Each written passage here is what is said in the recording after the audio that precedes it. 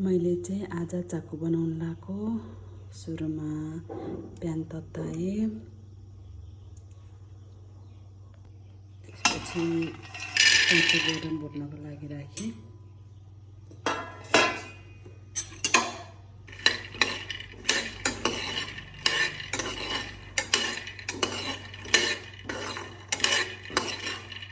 यो चाहिँ भुटेर अलमोस्ट रेडी भइसक्यो। अब यसलाई चाहिँ म एउटा थालमा राखिदिन्छु।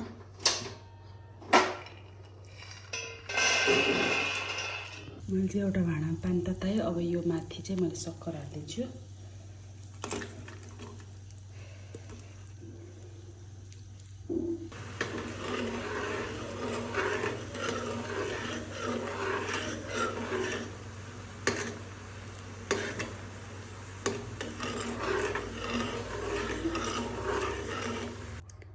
यो उम्लेर यतिको रेडी भयो। अब यसलाई चाहिँ यहाँ छान्नेमा छान्छौँ।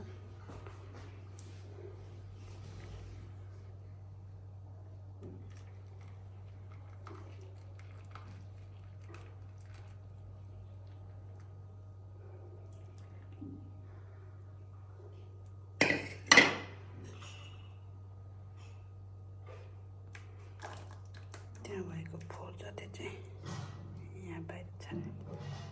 त्यति फोहोर त नरहेछ यस सक्खर बेलीमा त। मैले चाहिँ यसमा यो काजु बदामहरूको पेस्ट थियो यसमा छोराको लागि भनेर मैले 1 चम्चा चाहिँ यहाँ दिएँ। र त्यसपछि मैले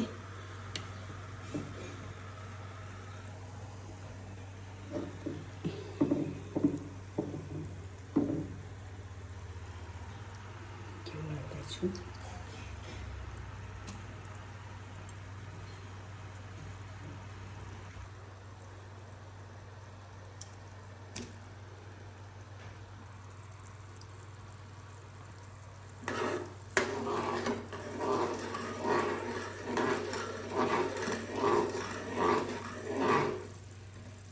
अब मैले अघि नै भुटेर राखेको बदाम हाल्छु है।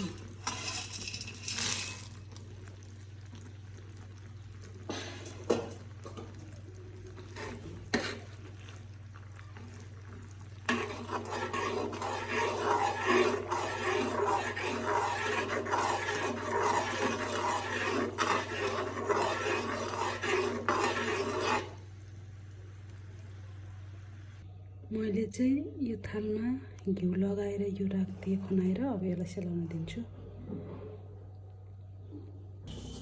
यो भुजाको डल्लो मैले यति बनाएँ साथीहरू, घरको लागि मात्रै खानको लागि